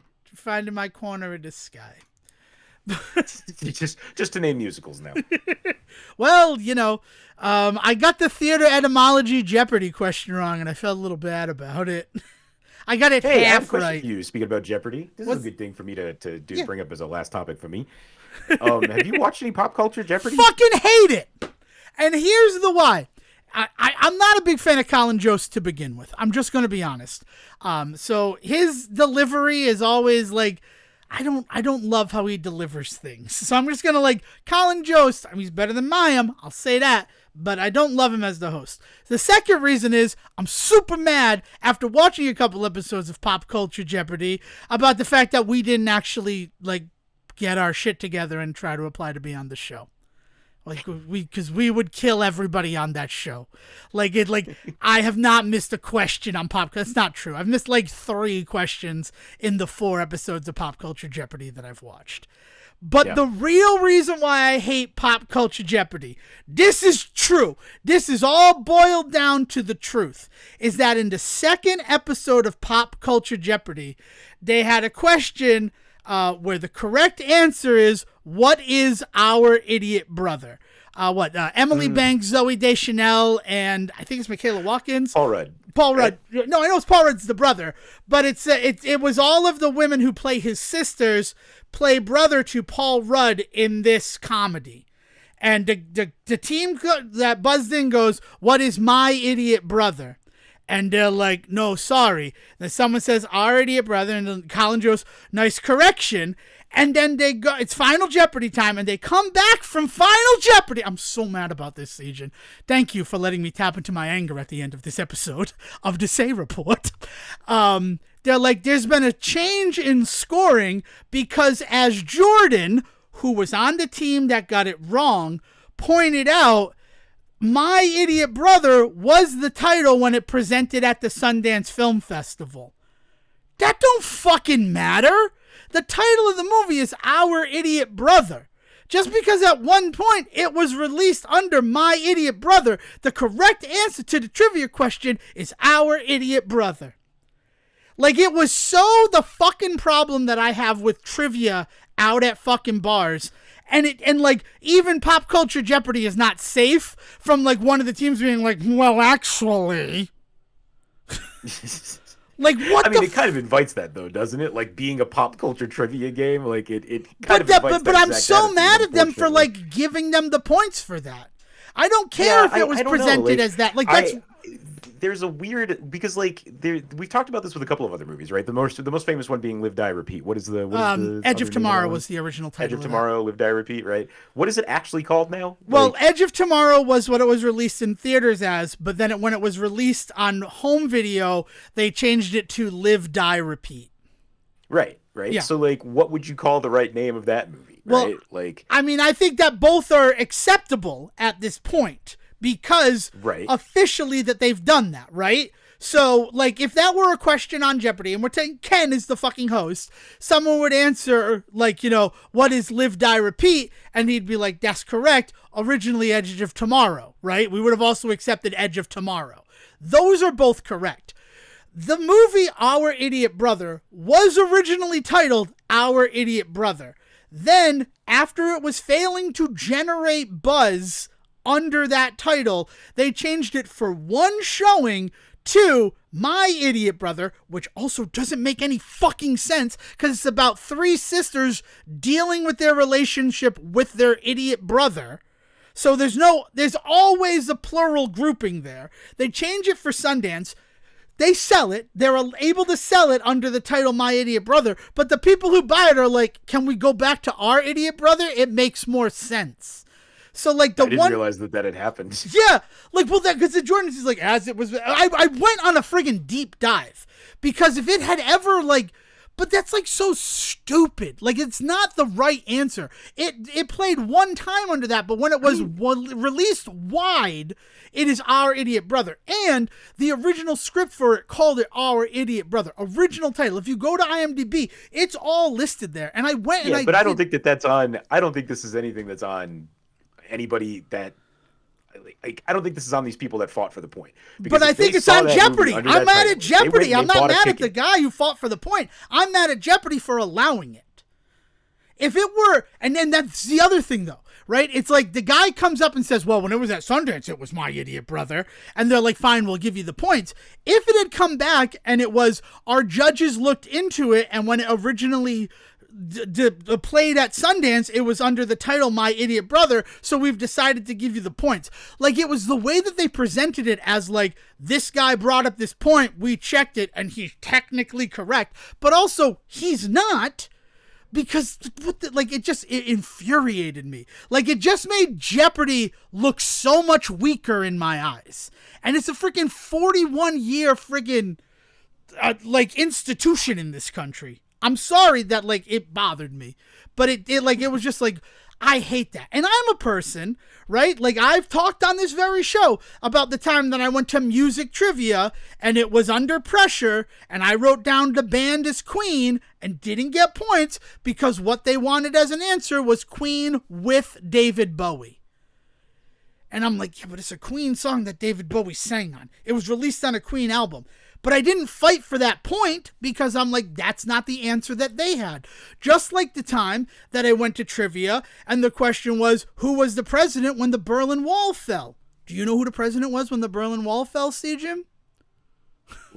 Wasn't it Reagan? No, it was George Herbert Walker Bush. Reagan is the famous tear down this wall, but the wall didn't come down until after January 20th in 1989. So George Herbert Walker Bush was officially president when the Berlin Wall fell down.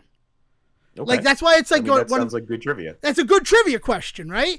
And so I write down George Herbert Walker Bush because I've come across it before. I'm always reminded of the movie Aquila and the Bee when like he's given her tricky words like pterodactyl. Like she's like, those are all the like trick words they give you. Like it's not impressive that I know that pterodactyl has a silent P at the beginning. Like that whole thing. And I'm like, oh, this is one of those ones. The answer is Bush. But at one of the trivias I went to, they're like, Reagan was the president. And I'm like, that's fine. First of all, I won anyway. I had the highest score anyway. So that one extra point, I didn't need it. But I did go up afterwards and say, I'm not fighting you, but I just want you to be aware that he wasn't the president. I know you're going off of the packet that was given to you by the trivia company. That is incorrect. I'm not fighting you, but I don't want you to have somebody who is not chill come up and yell at you about that question. I want you to be prepared for that. Like, I'm not going to fight for it. The freaking trivia MC is the final judge. And I really just have a problem that the guy's like, well, actually, at Sundance, it was under my idiot brother. And they're like, fine, we'll give you the 1,200 points. Not even that. They'll give you the money they took away, and then we'll give you 1,200 on top of that. So you're getting 2,400 additional points. And, like, it just bothered me. Like, it weakened the institution of Jeopardy for me. I'm being honest. Has nobody ever had to make a correction on Jeopardy? They make corrections on Jeopardy all the time, but it's not usually because the contestant contests the what happened. Usually it's the judges, because they have, I don't know, like, the last time you've watched regular Jeopardy. Like, do you watch it regularly? I've said regular and Jeopardy and too many times. But they have, like, 12 judges across from the podium who, like, the hosts can consult with. And then after a question is given, like, that if it might be technically correct, there are people who check to see. Like, just recently in the Second Chance tournament, they were named after these castrated bulls. And the guy said, what are steer? And they're like, no, I'm sorry. And then the proper answer was ox. But then they came back and they're like, our judges checked and they've decided to give you credit for your answer of steer. It's not that the guy kept, like, on about it, or when it went to commercial was like, you know, a castrated bull is a steer. How do you know? How do you know what happened during the commercial? Like, well, are you really confident that this has never happened because somebody beyond the podium went, excuse me?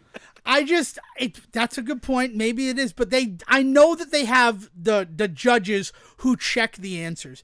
And again, I assume that's the same thing that happened on Pop Culture Jeopardy. Is there's a panel of judges that they were like, hey, I think my answer was actually correct, and then they went and they looked it up. Right. But I guess it's just like, it was more the fact that Colin Jost was like, as Jordan, the guy on the team who got this answer wrong, they got it wrong. My idiot brother is just wrong. That's just incorrect. But he made a sting. I don't know, man. If it was ever advertised under that name, you have to accept it as an answer, I think. I don't. I think that once a movie hits its wide release, that is what is locked in as the title of it. I think that there's so much business that goes on with movies. Like, what's it? Captain America Brave New World, right? Coming out February 14th of this year. I still can't fucking believe that. I got a Red Hulk figure from it. It looks so much like Mark Ruffalo. It's hilarious. Like, seriously, retool a head that looks like Harrison Ford. We all know. It's the worst kept secret in Hollywood. Bringing it back. That movie was originally New World Order. Or whatever it was, right? Like, it's not that anymore. And if I call it that, that's not the title anymore. Like, it's like, I do that stuff to be a jerk, right? If I'm on Jeopardy and they ask about the 2015 Fantastic Four and I enter what is Fan Four Stick, I should not get the credit for that because I'm being a fucking jerk. I should say Fantastic Four. Like, the stylization. If I answer Taken 3 as Tack 3in, like, no. Like, that was a style choice. Like, the title of the movie is Taken 3. Like, it's I don't know. It really bothered me. Like, I'm sorry to, like, get this amped up about it, but, like, I want to enjoy pop culture. I just can't believe that they got that on their ass about a word like that. Because, like, my versus our, I mean, yeah, I don't know. It's the title. Like, the title is our. It's not a the, right? They always drop thes, right? Which is something that I don't love. Like, you don't need a the if it's there or things like that. Or they don't consider the if it's like books that start with the letter S. And okay, well, so books that start with the letter B, and the answer is what is the bell jar? They disregard that they're going with the bell jar part of it for it to be a book that starts with B. Where as far as I'm concerned, the is part of that title. That's a book that starts with T, right? And maybe that goes back to frickin' like playing the Leonard Maltin game and things like that, where the and matter. But Jeopardy in the rules, that also they don't. Kind of becomes a thing like when you're classifying it, right? If I went into a bookstore to go look for the bell jar, or if I went into like a library to go look for the bell jar, well, I guess it would be under an author's name, but like it would then go to I mean, the that's one of, title, and I'm pretty sure they ignore the in that system, don't they? I'm fairly certain that they do. I'm saying it's like it's all personal things. You need to know the rules of the game that you're playing. But the title of Our Idiot Brother is Our Idiot Brother. That's how it was released. That's how it was marketed. That's literally what was on the script. 1 or 2 festival showings in the United States changed it to My Idiot Brother. And that's it. I mean, like Birds of Prey, right? And the emancipation of the fantabulous emancipation of one Harley Quinn. The fact that they dropped that part of it, or like I think they changed it to Harley Quinn : Birds of Prey, right? Like they made some crazy change to that title too. But like they did it after the release. Like I feel like the release, the wide release, is what locks in the title of something. And then if there's a change afterwards, that locked-in title still is acceptable, and then the other one is for marketing or something like that. It's like Renaissance Man and Black Books, right? The movie Renaissance Man, one of my favorite films, starring Daniel DeVito. I've been a real jerk calling him Daniel DeVito lately. I apologize. Releases in 1994 as a comedy. Does fucking terrible. Is like, does not do well at all as a comedy. They retitle it Black Books, marketed as a drama, still does fucking terrible. It doesn't matter. But like Renaissance Man could be referred to as either, but Renaissance Man is its original title because that's what it was originally wide released as. I like that. That's different. Like I don't think festival names should count for that. That's just a me thing. And if it was the judges, then Colin Jost should have said, our judges have decided to give you the credit for My Idiot Brother because it played at Sundance under that title. Like, that's how you present it. It's all in the presentation. That's what bothered me. As Jordan rightly pointed out, at Sundance, it screened under My Idiot Brother, so we're giving you the points for it. But like also, imagine if you were at a trivia, right? We've been to trivia together, right? Not as mundane as Stop and Shopping, but yes, we've gone to bar trivia before. If you went up to a trivia host and were like, well, it played at Sundance under My Idiot Brother, do you think they're going to give you the points for that? They do, all the time, Dev. Well, that's how bar trivia works. I guess I never fight at bar trivia. Because I'm just I'm here for fun. Oh, that's what I'm learning from this, is that you maybe need to start actually sticking up when people get shit wrong. But I'm willing to tell them after the fact, right? And then like... I mean, that's great. That's great. If you told them before the fact, you get the points. After the fact, the game's over. Generally, I don't usually need the points. So I guess like there's that standing of privilege where I'm coming from, right? If I'm playing Name That Song trivia and you got to give the title, the band, and the release date year of the song, and like I'm winning regardless, I'm not upset that they say It's All For You by Sister Hazel released in 1992 because there's a demo like tape that was released in 92 that had the first version of it. When I don't consider it to be released until 1994 because that's when it was a single off of an album that actually charted. Just because it existed before that, I don't think like that's the release of it. But I'm not going to fight for that one single point because I don't need that one single point. That's fine. That's a choice that you get to make, but you can't get mad when other people choose to. I don't know. It was just kind of like the perfect storm of like things that bother me about trivia. Like and it happened on a fucking Jeopardy stage. It happened in the Alex Trebek Theater. So like it just kind of mars the whole thing for me. I mean, I've watched episodes after that one, but then I'm just like I don't know if I can keep doing this. I think I watched one episode after that one. And I'm like, I don't know. Like, and I'll admit it. I will be the first person to admit that there's a little bit of the, man, we should have totally fought to be on this. Even if it wasn't just you and me, the Deckers should have tried to audition. And even if we didn't get it, we at least tried. Like, watching the people who are doing the pop culture trivia and the level of the questions that are on it, I feel like a fool for not even, like, throwing my hat into the ring. And that's a thing I have to get over as well. This episode really changed its tone after the hour mark. Oh, I love Say Reporting Sejohn, and I love that you're willing to be my buddy on this stuff. This journey. Yeah. Anything else that like should be mentioned? Going Dutch in Animal Control. Animal Control season 3. The first episode was excellent. Going Dutch, the new Dennis Leary show. That show's getting canceled, but I'm here for the 10 episodes it's gonna get. It is the perfect example of the comedy that is not funny that everybody seems to talk about now. Like, I don't understand that. Like, I'm fine with, like, it's still a comedy, even if, like, some heavier things are happening. But a lot of people complain that, like, ever since, like, How I Met Your Mother, like, they're not funny. They do these tragic episodes. And I'm like, but there are still funny moments in the show. There are still things you laugh at. People are just mad they don't have a Big Bang right now. That's all. And they're trying. Dear God, are they trying to have a Big Bang? I mean, Georgie and Mandy's first marriage is pretty good. I'm not going to lie.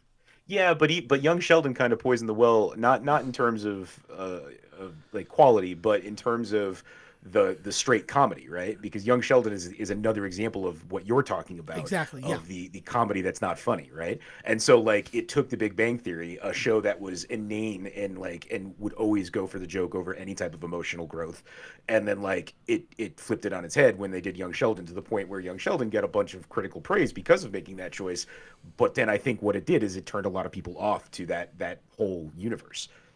Yeah, no, I mean, it's an unfortunate truth that is undeniable. Like, it is a lot of people that, but also, like, you say that about Young Sheldon. Young Sheldon also launched 1,000 ships about shows of popular characters as younger characters. Like the young Dexter, young Rock. There's some other one. Everybody Hates Chris. Everybody Young Hates Rock Chris is just came the back. sequel to Everybody Hates Chris, isn't it? No. Young Rock is Dwayne Johnson. Oh, sorry. You're yeah. No, you're thinking about Everybody Still Hates Chris. It's already out. Yeah, is it out on Netflix or something? It's on Paramount. It's Paramount Plus. Paramount? Yeah. I think they've also shown episodes on Comedy Central, though. Like, it is one that they committed to, like, this is going to be a thing.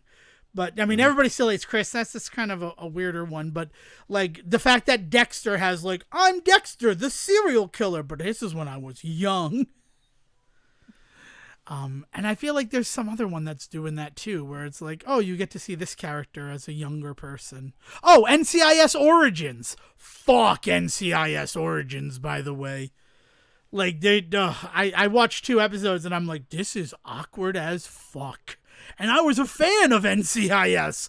Awkward as fuck. That essentially they're doing a whole show about the girl that Gibbs fucked right after his wife was killed. Like, oh, okay. That's how he got over her, by getting under somebody else. It's weird.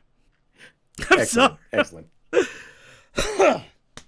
All right. I think talking about Mark Harmon younger having sex is probably the line for this first episode of 2025.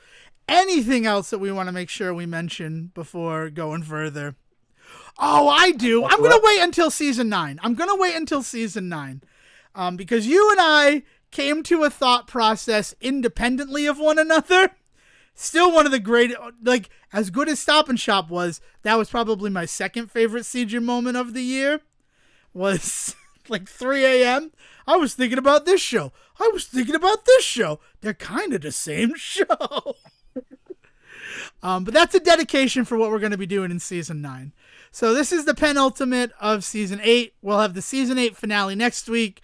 And then I think the first episode, right? I think that's how everything works. My mind's all, again, ill prepared for this episode of the Say Report. Is it Sunday already? I don't freaking know. Talk, Sejohn. Here's the floor for you. Do whatever you want. You got 5 minutes. I don't need 5 minutes to say goodbye to everybody. I think that it's time to wrap it up and get started with our 2025. I agree. All right, then. Thank you so much for joining us for this episode of the Say Report. If you want to keep the conversation going, you can join us in our Discord server, invitations to which are available wherever we are on social media, which as of this recording and release is still only Facebook and X, formerly Twitter. If you go to our bios, there's an invitation to join the Discord server right there. Just click, come on down. We have fun. And if that's too much for you and you just want to send an email to thesayreport@gmail.com, we can facilitate you with an invitation that way. Or if you want to correspond old school, like it's Y2K again, and it's your first email account, something at yahoo.com. Did you have a yahoo.com email, Sejohn? I did. Yeah, right? That was my first. I remember my yahoo.com was so I could correspond with people in my computer class in 9th grade. God, I'm turning to dust before you. Yeah, we needed to set one up for computer class as well. That was a wild computer class. We were also taught how to make MySpace pages. But my computer class, you could take the final at any time. This was the craziest thing. You could take the final at any time. So I took the final the second class, got my A, and then computer class turned into playing on the Nesticle emulator and trying to find translations of Japanese-only Super Nintendo games. I'm not kidding. God, what a weird time the 2000s were. But we're not doing a reminiscing episode, as Sejohn said. But if you want to correspond like it's Y2K, you can just send us emails to thesayreport@gmail.com. We'll respond to you that way. And if it's just for the eyes of Devon Decker or for the eyes of Sejohn Sarwick, just make sure you put our first names in the subject line, and we will make sure that it is distributed appropriately and that the other one doesn't get their greedy mitts all over it. Right? I get it. If you don't want to say something in front of Sejohn, he's a very intimidating presence. This is the only reason why we're able to do this, is that he's not in the same room with me. If he were here, I'd be cowering the corner like some sort of beta dog. Generation Beta, how do you feel about that for the babies born in 2025? It's not going to stick. No, something else will come along. There's already people that are saying we can't do this to a generation. We just can't do that to them. Let's just go phonetic. Generation Bravo. Yeah, and then all of them got bouffant haircuts. Yeah, that was a good one. Johnny Bravo reference. Yeah, I know. I can't imagine that it's going to stick. All right. This is the end of the episode. We're wasting your time here. Thanks again for saying thesayreport@gmail.com or join our Discord server. Without any further ado, William, please bring us home for the first time in 2005. Have a great rest of your day, everyone. Thank you for listening to the Say Report with your host Devon Decker and Sejohn Sarwick. Please follow the guys on Twitter and Facebook by searching for The Say Report, and you can always subscribe on your podcast channel so this is delivered straight to you and you can enjoy it every week. With apologies to your mother, we'll see you next time.